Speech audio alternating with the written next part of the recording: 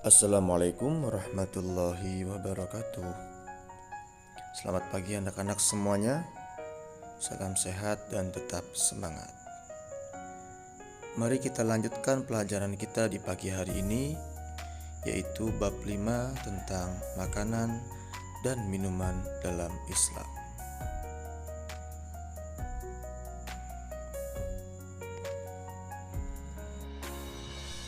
Dan jangan lupa kita berdoa terlebih dahulu. Berdoa dimulai.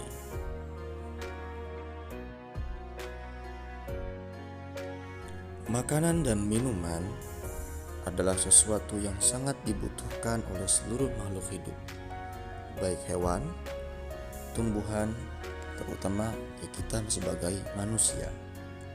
Bahkan sebuah keharusan bagi kita mengkonsumsi makanan yang bergizi baik serta nutrisi-nutrisi yang sangat dibutuhkan oleh tubuh kita.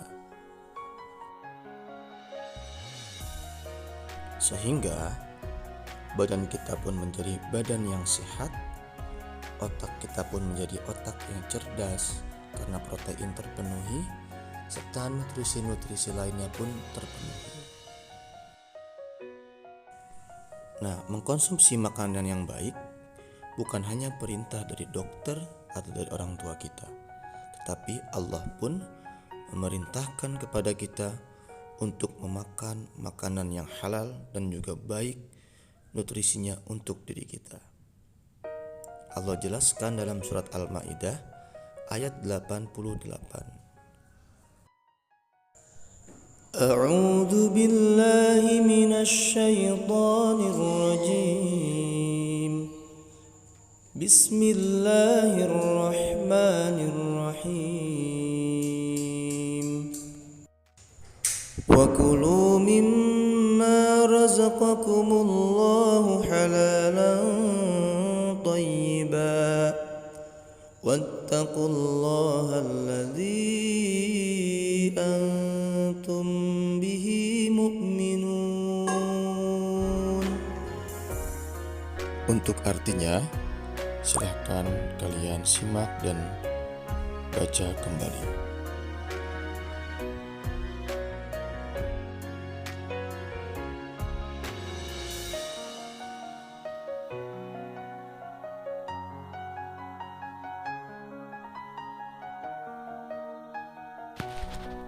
Selain sehat dan bergizi, hal yang terpenting dari makanan dan minuman yang kita konsumsi adalah haruslah makanan dan minuman yang legal atau halal menurut syariat Islam. Untuk makanan halal bisa kita klasifikasikan atau kita kelompokkan menjadi 3, yakni yang halal secara zatnya, dan yang kedua halal cara mendapatkannya, dan yang ketiga halal proses pengolahannya. Dan ketiganya harus benar-benar terpenuhi agar makanan yang kita konsumsi benar-benar halal menurut syariat Islam. Yang dimaksud dengan makanan yang halal menurut zatnya adalah makanan yang tidak mendatangkan efek negatif terhadap tubuh kita dan juga tidak merusak akal kita.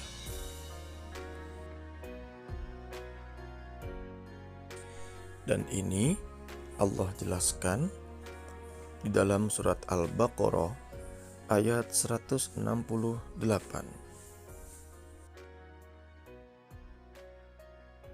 Ya ayyuhan nasu kulu mimma fil ardi halalan thayyiban wa la tattabi'u khutuwatis syaitan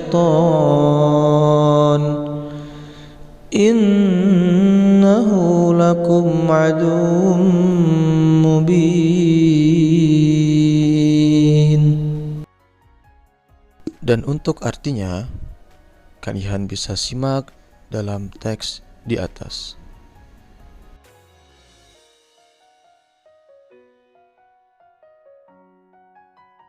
Lalu, yang termasuk makanan yang halal secara zatnya ialah makanan yang disebut halal oleh Allah dan Rasulullah dalam Al-Quran dan juga hadisnya. Ini dijelaskan dalam hadis riwayat Ibnu Majah dan Imam At-Tirmidzi.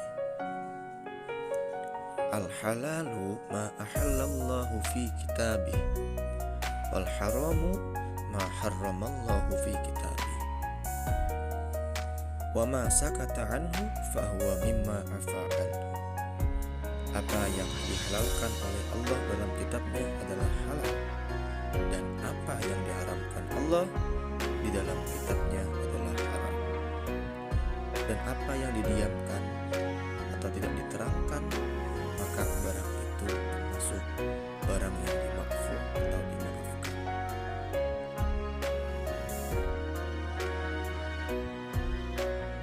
Lalu masih ada makanan yang halal karena cara mendapatkannya,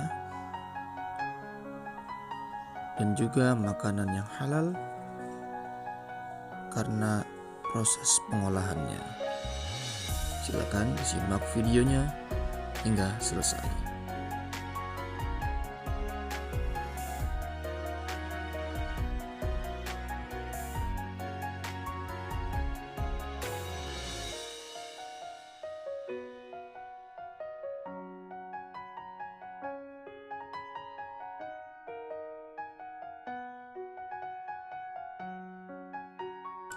Dan yang terakhir adalah makanan yang halal karena memang prosesnya benar sesuai dengan syariat.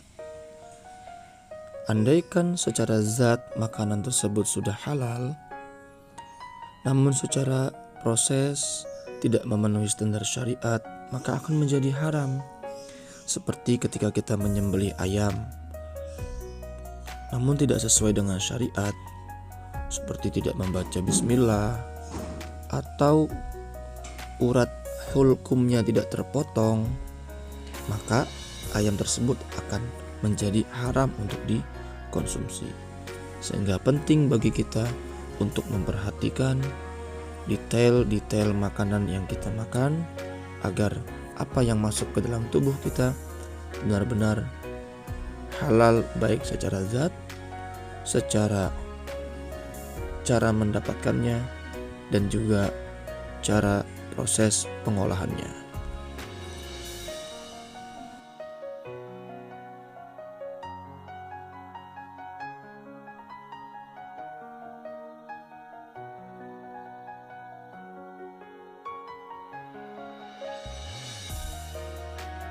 Dan hikmah atau manfaat yang akan kita dapatkan ketika kita mengkonsumsi makanan dan minuman yang halal adalah akan memiliki akhlakul karimah atau akhlak yang mulia, akan mendapatkan ridho dari Allah, dan juga akan membuat kesehatan kita terjaga.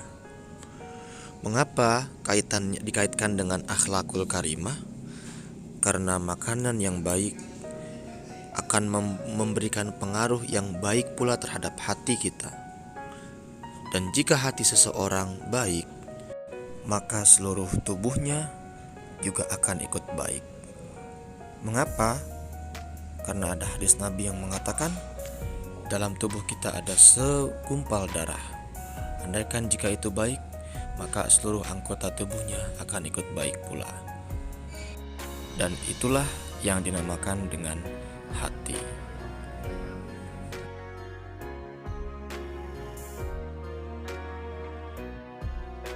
Baiklah, sekian pelajaran untuk pagi hari ini. Kita akan bertemu di pelajaran selanjutnya.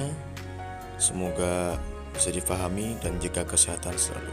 Assalamualaikum warahmatullahi wabarakatuh.